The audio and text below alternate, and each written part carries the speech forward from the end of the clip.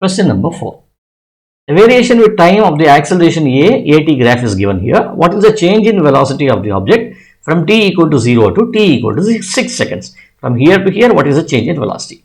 See, whenever there is an at graph given, what you can do is you can always find the area under the graph. The area under the graph will give you the change in velocity, delta v, okay, or v minus u.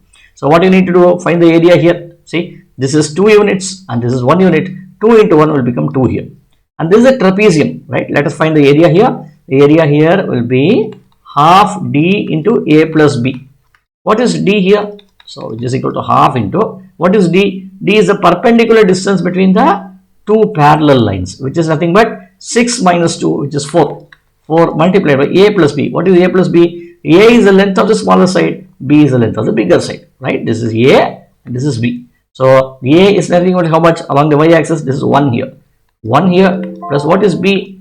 B is nothing but c. This is nothing but 3 here, right? 3 over here. So how much will this be? 2 1s are 2 2s are 2 into 3, 2 into 4. 2 into 4, which should be equal to 8 units. So here you have 8 units, 8 plus 2 becomes 10 units. So the right answer is C. Okay, let us move on to the next one.